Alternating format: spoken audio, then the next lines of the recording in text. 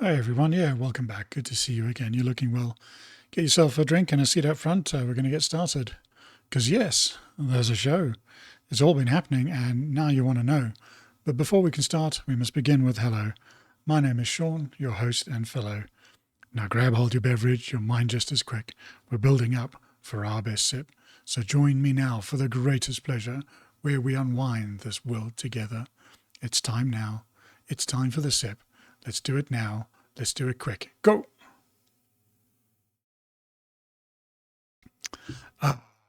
Delicious. Well, in Toronto, Canada, escaped capybara outsmart zoo staff, outsmarting me as well, become folk heroes during month-long manhunt. Capybara hunt. Two capybaras that escaped from a zoo transport vehicle became unlikely national celebrities after repeatedly evading capture and turning a routine animal recovery operation into a weeks-long public spectacle. The incident began when the pair escaped while being transferred to their new enclosure. Zoo staff initially expected a quick recovery. Instead, the world's largest rodents disappeared into nearby ravines and parkland. According to officials, the search teams were deployed, traps were set, food was used as bait, and sightings poured in from across the region. The capybaras, however, appeared to have other plans. Residents reported seeing them swimming in ponds, wandering through wooded areas, and calmly observing search efforts from a distance before disappearing again.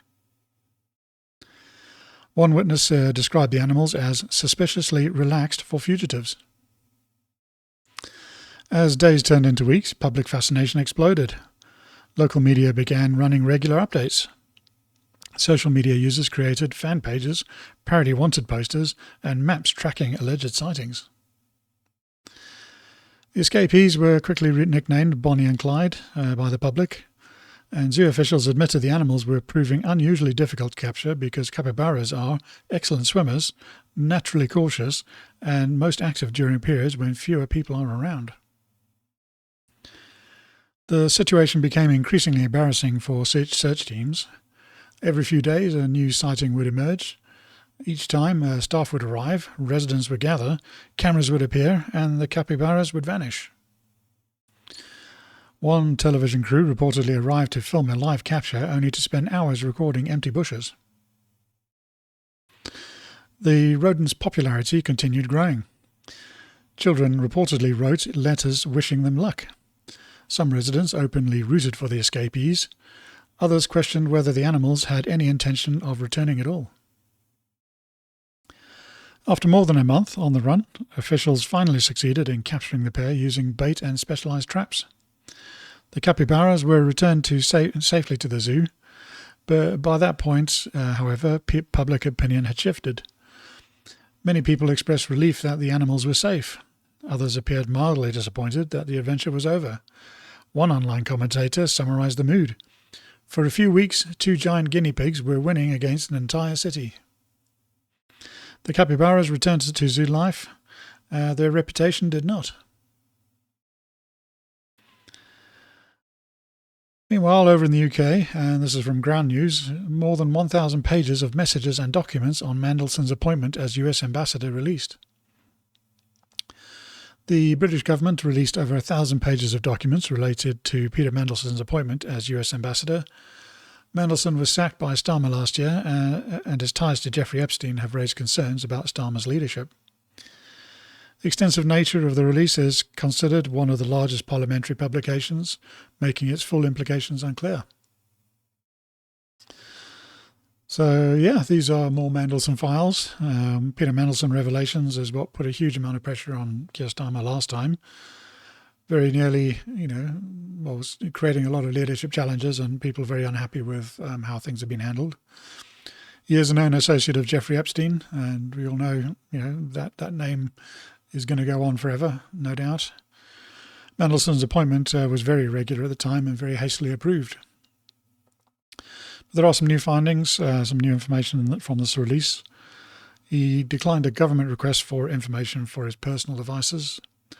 And personal devices for me are personal. I can't complain too much about him refusing that one. This did seem to cross into national security realm, though, which should have taken the decision out of his hands, literally. Critical of Starmer's government, or he was critical of Starmer's government, describing number 10 as beleaguered and bereft. And I probably have to agree with him on that one. A handwritten note on the House of Lords paper from Mandelson to then Foreign Secretary David Lammy stated, "I just wanted you to know that if you were to appoint me, I would make sure you would never regret it." Given how this has all played out, though, that one seems a little too on the nose, as Scott Adams would say, but this one is documented.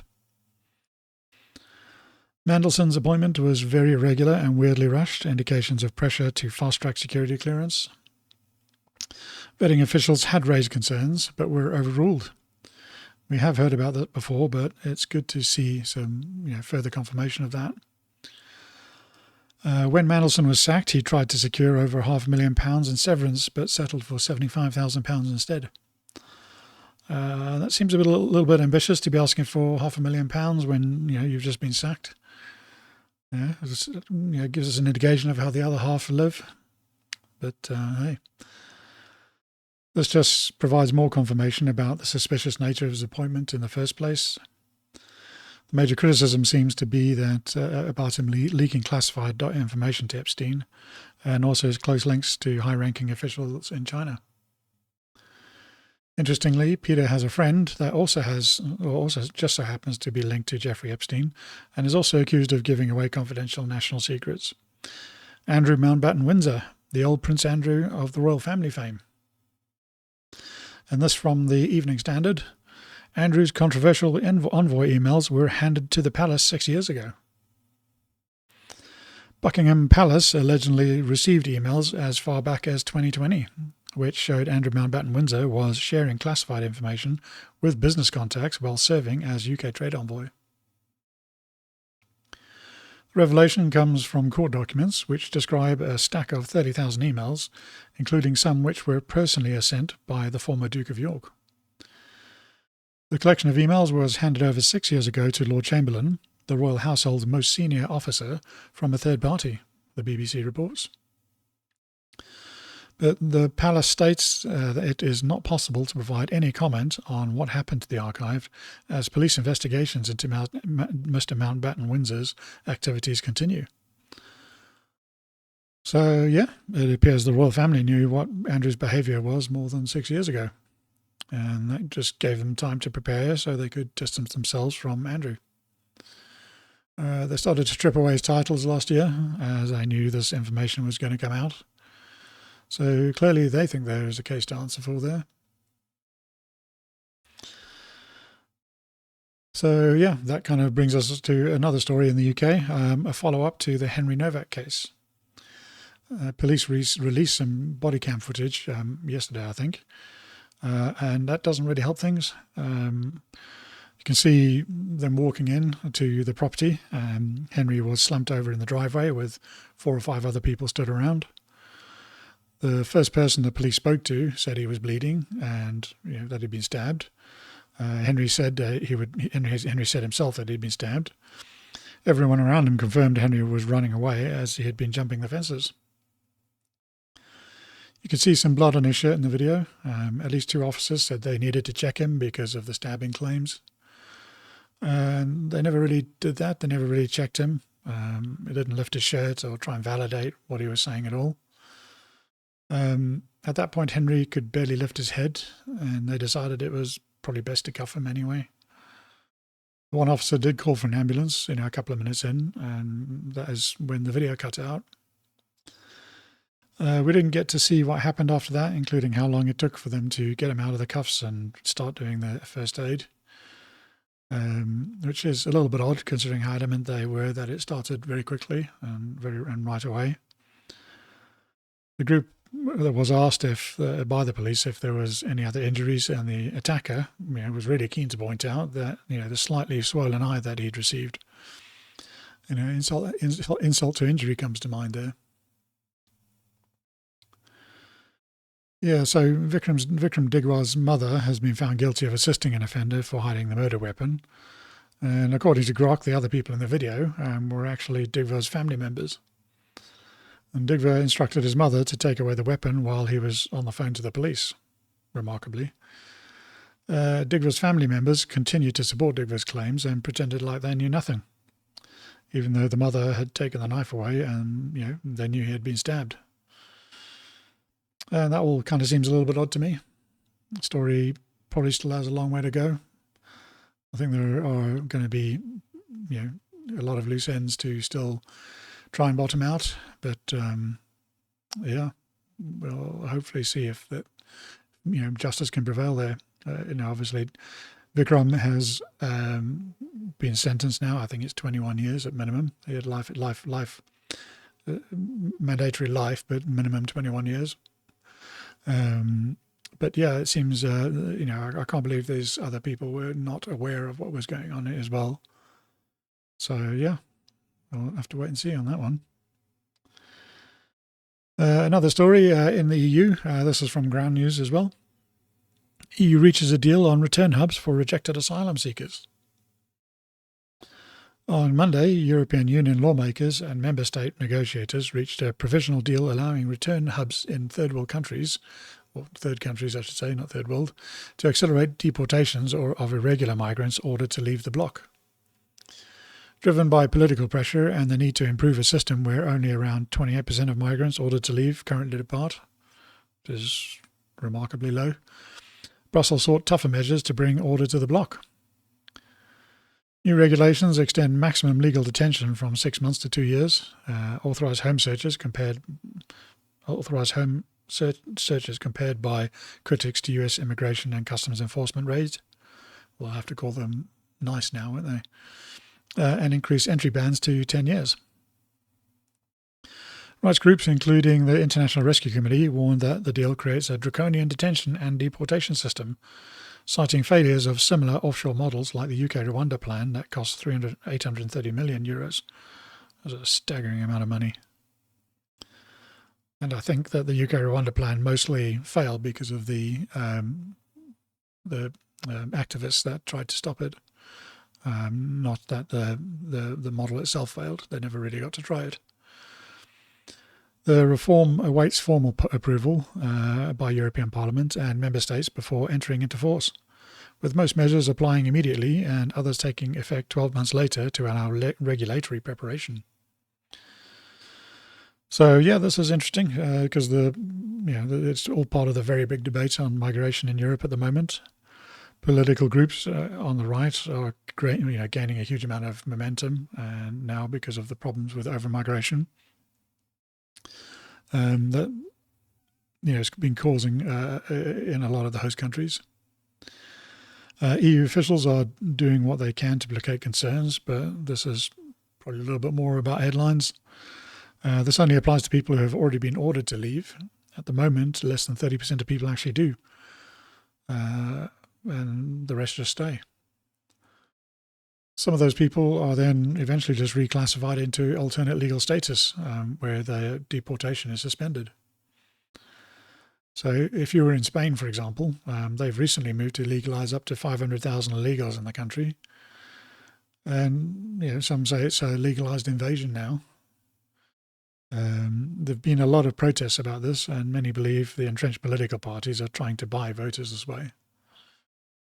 It is a strategy that we've seen elsewhere, and in Europe at least it seems to be working at the moment. But it does seem to be upsetting a lot of native-born people. So, yeah, another one that we'll see. Meanwhile, over in Paris, the Gateway Pundit, and this is from the Gateway Pundit, 22 people tied to a controversial French Masonic lodge on trial for murder. Ooh. A shady lodge running killer squads is the stuff of fiction, only it's real life. A murder trial kicked off in Paris, which is generating a lot of controversy in the press and in French society in general. No less than 22 people are facing charges of murder and other serious crimes, and it's all centred on members of a shady Masonic lodge accused of running hit squads.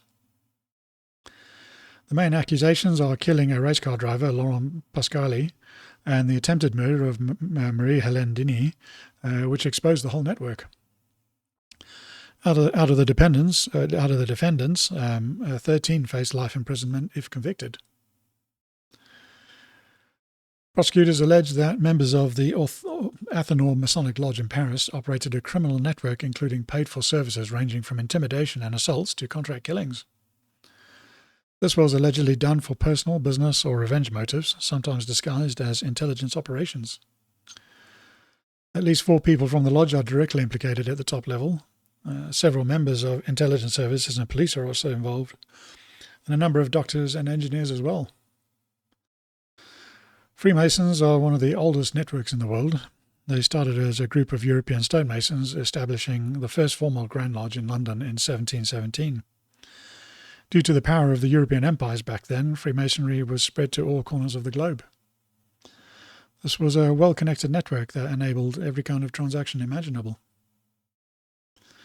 The network allegedly used Masonic ties for recruitment and trust. Some operatives were reportedly recruited for what they thought was official missions, but turned out to be private criminal contracts.